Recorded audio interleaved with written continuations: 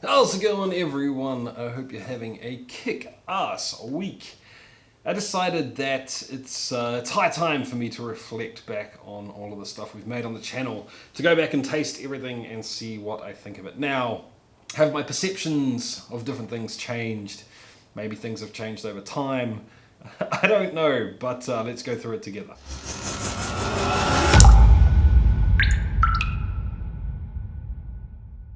Welcome to Distilled, everyone. I'm Jesse, and this is the channel all about chasing the craft of home distillation and making it a legitimate hobby. So if that's what you're into, guys, if you love craft distilled spirits and are interested in how they're made or how to make them, this is the channel for you. Make sure you subscribe down below because I put out a video every single week. Alright, I'll come clean. Essentially, I was looking for an excuse to go through and taste a whole bunch of the stuff that I've made. And I thought that you guys may well enjoy coming along for the ride. Now, I will admit, guys, this is not going to be an exhaustive list.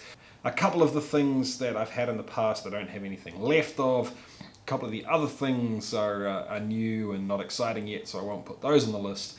But this is a pretty good representation of everything I've ever made as a home distiller.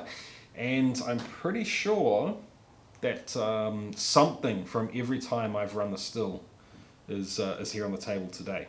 First up, I'm going through Teddy Sad's fast fermenting vodka. This was one of the first things I ever ran in the still, and I did make a few infusions from it way back in the day.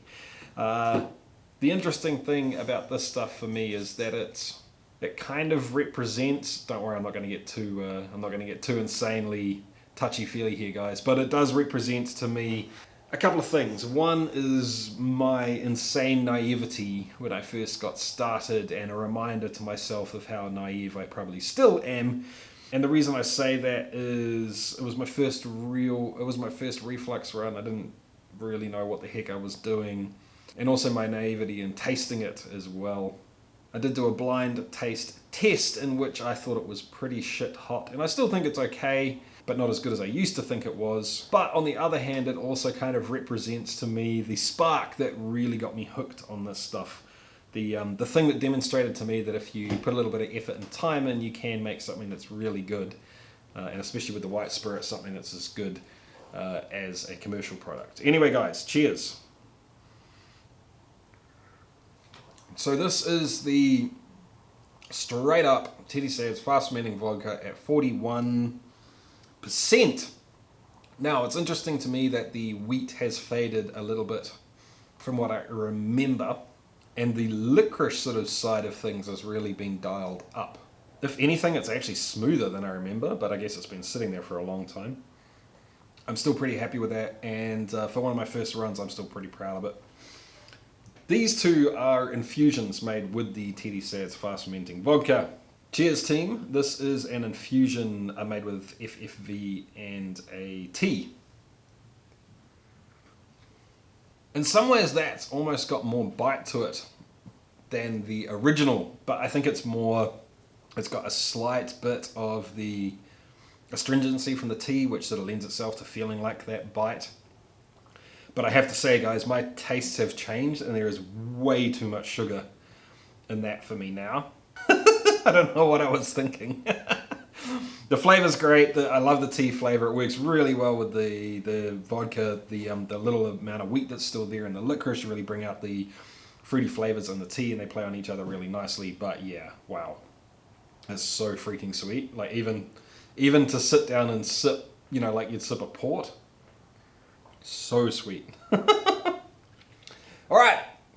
This is one of the things I was most proud of early on, and this is fresh, well, it was fresh, blueberries. It was about 1.5 kilos or a kilo of blueberries mixed with Teddy Sad's fast fermenting vodka, and I don't think I've ever shown this on the show before because I was feeling a little bit guilty that I never made a video out of it, so sorry about that, guys. Anyway, cheers.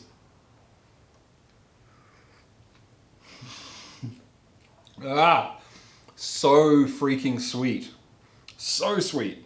Delicious, but like lollies. That's crazy. For Americans, New Zealanders love to call candy lollies. I don't know why, it's just what we do. Anyway, guys, the flavor's really nice, once again, and that, if I remember correctly, don't call me out on it, not that you'd know, because I didn't make a video about it, but that is actually wild local honey sweetening it, not sugar.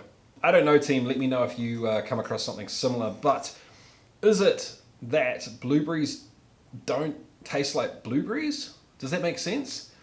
My mind has this idea of what a blueberry tastes like, and I'm thinking like real fresh blueberries, but that flavor that's locked away in my head is more like a blueberry lolly, not an actual blueberry. And even eating delicious ripe blueberries straight from a punnet, they don't taste like blueberries to me. They taste delicious, and they don't, to be honest, taste like a whole lot, but they don't taste like blueberries. It's bizarre. This is the same with this. It's delicious, and it has a great sort of fresh, earthy blueberry taste, like real blueberries, but my mind doesn't register it as blueberry. It's bizarre. Oh, by the way, huge shout out to Wifey for getting me these glasses. They're kind of like a double-walled glass, but almost like a snifter shape on the inside. It's great. So when you're sipping, you know, your nose is directly in the glass. I really like them. Next up, we have the UJSSM Uncle Jesse's Simple Sour Mash. Not Uncle Jesse. Different Uncle Jesse. From the, most predominantly the Home Distiller forum, which I would thoroughly recommend checking out. I'd also thoroughly recommend checking out Uncle Jesse's Simple Sour Mash. First up, we have the straight up, the new make Spirit at 41%. So it is quite viscous and thick, oily, I guess you'd call it, and disappointingly enough, I'm not getting a whole lot of corn off this anymore. I'll be honest, it's a little on the flat side. It's very, very approachable. It's not burny. There's not a lot of heads in it, especially for a new make Spirit, so I guess I was sort of conservative enough on the cuts from that point of view, but I do wonder if being that conservative has hindered the aged, the oaked versions of these. So first up, we have the UJSSM, which was aged on toasted and charred American white oak, and it has been finished with a late harvest salve, which I thought was going to be absolutely awesome. Let's give it a go. Okay, so I was all lined up to tell you how flat and horrible this was, and one-dimensional, because I tasted it about a month ago, and it almost felt like the salve was subtracting. It was kind of like cancelling out the UJSSM, or heading in exactly the same direction. It was making it boring, whatever it was doing. Now I'm starting to get a little bit more of the wine, and not just the sweetness, if that makes sense. I may have given up on that too early. I'll let that go for a little bit longer, and we'll see what we get there. But these are the two that I am most excited about. And once again, I haven't tasted these for about a month. So let's give them a whirl. Oh, and by the way, team, this is the same UJSSM that I sent into the Whisky Vault for those guys, Daniel and Rex, to give me a hand and taste them. They have continued to age since I sent those bottles in, and they left. That must have been borderline, probably 4 months ago actually, so they've almost doubled in age since I sent them, so I think they are quite different now. This version is exactly the same as this version, but instead of being aged on a late harvest salve, it is aged on a Pinot oak from Wither Hills Winery, actually. So shout out to the guys from Wither Hills. Thanks a bunch for sending me down some of that wine. I thoroughly appreciated it, and I would very much like to come and meet you guys on your turf sometime. Yeah, totally different. So this is sort of like light and uplifting and fresh, and this is dark stone fruit sort of notes. Yes. I think this may be personal preference, but I like that so much better. It is starting to get just a little hint of the bitterness or astringence. I'm not sure what winemakers would call that note. I guess it is astringency. tannin, I guess. It's tannin, wine tannin. But I do get a little of that from the wine, which actually works really well with this. Like I said, because it is sort of quite approachable and nice, I feel like it needs a little grunging up. And also those dark Pinot round warm notes really add something to it. Yeah, I like that. I like that. I want to give that another month or two, and then yeah, I'll see where it's headed there, and honestly I might just bottle some of it. I'm also excited because I have another 4 or 5 of the oak dominoes that I soaked in this wine, and I'm really looking forward to putting that into some other spirits. That'll be coming up soon as well.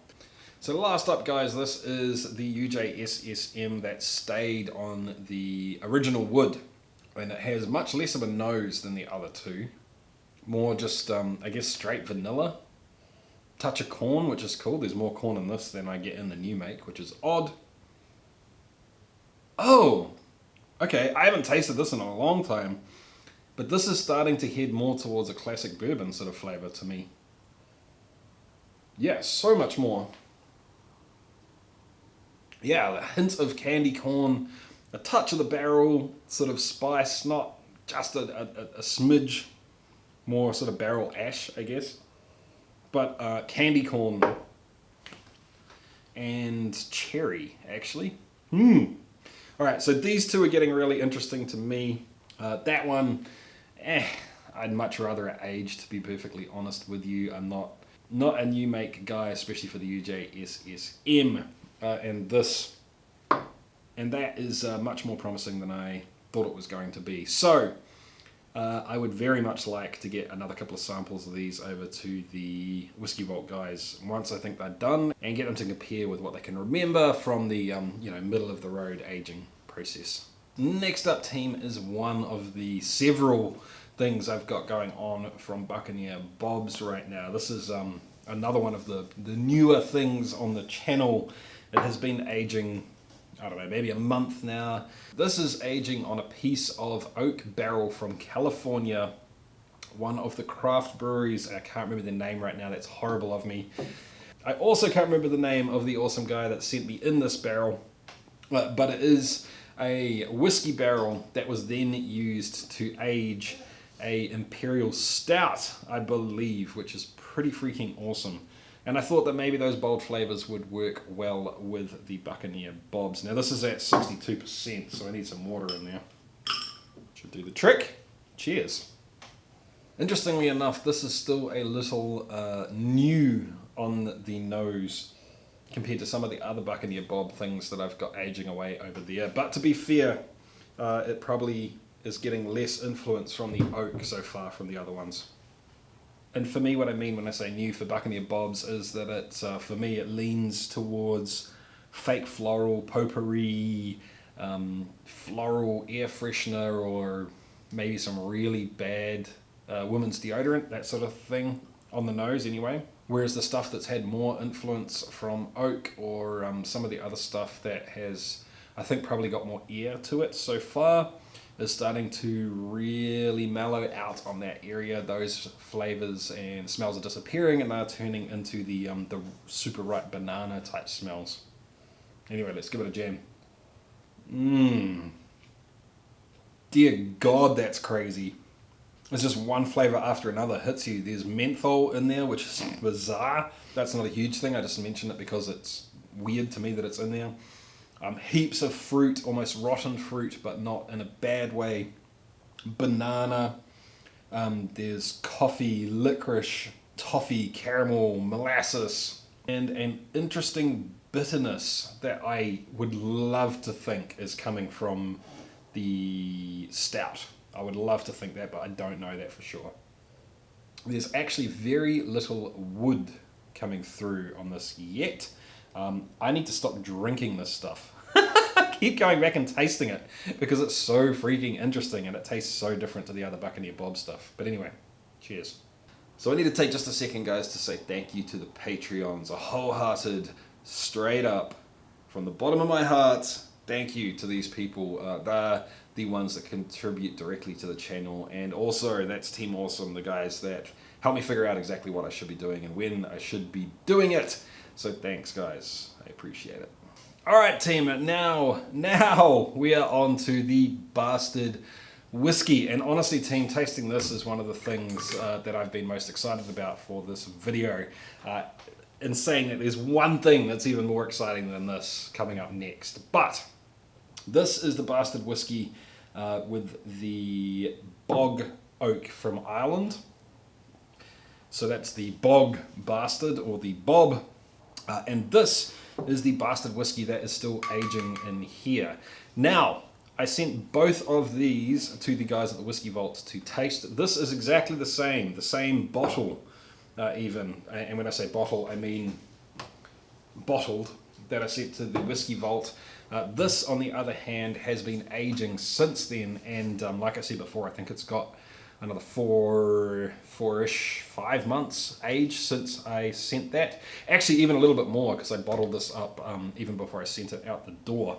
The Whiskey Vault guys said that this one had an interesting sort of full body, that this one was the one that they were giving me stick about being the Pepper Boy one, full of pepper. And I think it was actually these two that they said that they would really like a blend between the two. But anyway, let me have a taste of this, because this is the same as what they tasted. Okay, I haven't touched this stuff since I tasted it with them on the video, which I know probably sounds strange to you, but I don't actually do a lot of drinking. I do more making than I do drinking. And it is relatively one-dimensional in flavour. I do get the Bog Oak a little bit. Not so much as I remember, though, to be honest. What it does have is a cool, groovy, creamy mouthfeel, which is quite nice. And actually something that I have not got in many of my spirits. So that's interesting. Now this, I haven't tasted in quite some time. And I'm interested to see how it's developed since those guys tasted it. Let me get a little water first. Wow, I don't get a whole lot on the nose, to be perfectly honest with you. Okay, there's definitely a lot of pepper there.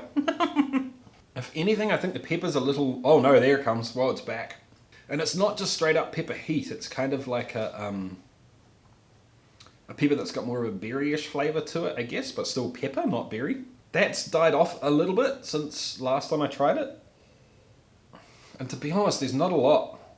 There's not a lot else in there that I can taste right now.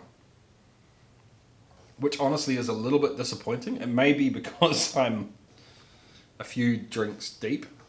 I guess maybe it's just sitting in a flat spot right now. I'll let it keep doing its thing in there. Let it keep aging and hope that something better comes of it. What I am really thinking of doing with this is popping some of that Pinot wood in there from Wither Hills. But I'm not ready to do that just yet. But what I do want to do is try blending a little of this. Okay, they're onto something, although it needs more of it. Now there is a body, a base to sort of stack that pepper on. There's a bit more flavour coming back to it. Wait, I want to try something real quick. I want to put a little bit of the UJSSM with the Pinot in here as well. I know that that is probably absolute freaking blasphemy for the Scotch or the single malt people out there. But I just want to see what that Pinot is like in this. It's just a little, we'll go with like 4 mils. Yeah, okay, so that's adding a little roundness, a little body, a little more barrel char actually. Interesting, I don't taste the corn like this. I do taste a little bit of that tannin, the wine tannin, which I guess is barrel tannin. But that is much, much better. I'm going to put that aside. I'm going to finish that later on after I finish this video. Alright guys, last up, I want to try 2 spiced. Before I do the one thing that really needs to be done, there's 2 more bottles here that I want to try. This is FFV, Teddy Sad's Fast Fermenting Vodka with licorice root and a whole lot of other spices in it. And this is, I'm being naughty, this is my Christmas bottle. I'm not supposed to be touching this, but for you guys I will. The spiced rum that I made not so long ago with the Buccaneer Bobs. Now neither of these have wood in them. This I think was the first tincture or infusion I did, I think. And I haven't tasted this in ages. Even back then I thought it was a little bit out there and a little bit weird, so I'm interested to try that. This I made not so long ago. It has no wood in it, but it does have a whole lot of spices in it. And last time I tried this, I really enjoyed it. And this actually, once again, I know this is probably blasphemy, but this kicks ass with Coke, man. This kicks ass with Coke. Anyway, cheers, guys. The reason I saved this to the end, by the way, is because they're spiced. I'm probably not going to taste a whole lot after this.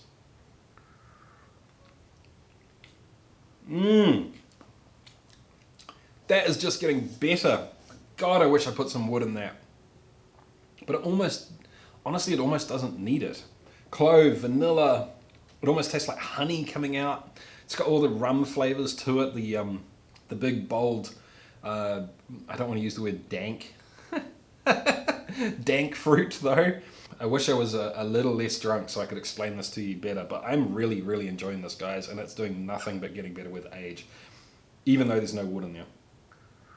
If you guys are making rum, I would thoroughly recommend doing some spiced rum, but doing it your way, doing it a little bit differently and not making it, you know, just like the spiced rum on the shelf. It can be a little bit boring, a little bit like talking to yourself, to be honest, and it feels a little bit like they're just trying to hide the sins of the rum sometimes. Okay, so confession time, guys. It's actually the next day, 24 hours later, or thereabouts. And here's the thing, team. I got a little bit tipsy last night. Something went pear-shaped, and I thought that I screwed up and didn't know how to operate the camera. Going back and examining the footage, turns out that there was something funny going on, a corrupt card, and it wasn't entirely my fault. But let's finish up anyway, guys. The one thing that I had left to do was taste the special thing. I'm actually kind of glad that I'm sober again to do this, because this is the Infinity bottle, and I know long-time viewers of the channel had talked about maybe this had went south and I'd chucked it out, but no, I just switched it into another bottle because I wasn't filling it up fast enough. This is all I've got. This is everything that I've put into the Infinity bottle, and I have not yet tasted this. I haven't been an Infinity bottle snob at all. Everything that is a brown spirit went into there. Everything that would be a brown spirit but wasn't aged yet and I had a little of went in there.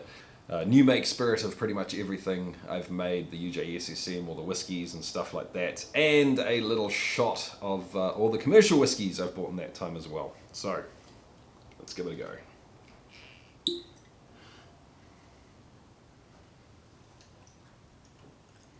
So, to be honest, I'm not getting a whole lot of aroma off that.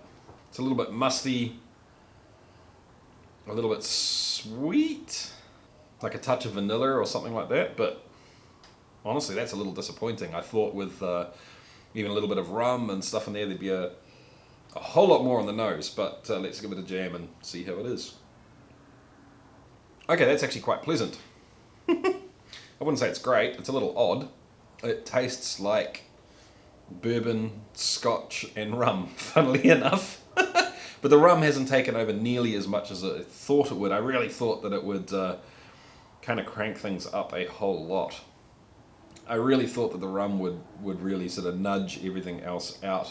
It's got a nice body. It's relatively sort of rich, I guess. There's not a lot of complexity to it. It's just kind of a little flat. I'm not getting any peat off it. Actually, that's a good idea. Hold on, let me put a little more peat in there and see what happens. So I just put a little of the Connemara in there because that's the peatiest thing I've got on hand right now. Not giving a whole lot on the aroma side of things, which once again is disappointing. Oh yeah, okay, so now it's just a little of the peat on the end, which does make it a whole lot more interesting and it gives a little bit more dynamic to it. But honestly guys, I was hoping that would be a little bit more of an event. I guess that probably has something to do with the fact that I didn't sort of curate it or blend it with anything in mind. It's just literally been, you know, when I do tasting stuff like this, if I've got a little left in the glass and I don't really feel like drinking it, instead of chucking it, I'll pop it into the bottle. So I'm not going to give up on it. I'm going to keep working on it. I'll keep putting stuff into it. But I'm thinking maybe, just maybe, I need to start a Infinity bottle where I actually sort of have a goal in mind and I try and blend things together with a specific purpose, because I was kind of hoping that was going to be something glorious. I don't know why it would have been. But anyway, thanks a bunch for joining me, team. Thanks for hanging out. If you enjoyed the video, make sure you give it a thumbs up. If you really enjoyed the video and you're not subscribed yet, make sure you do so now. And if you want to help the channel out, have a think about who else may want to see this video and share it with them. So keep on chasing the craft, guys, and I'll see you next time. See ya.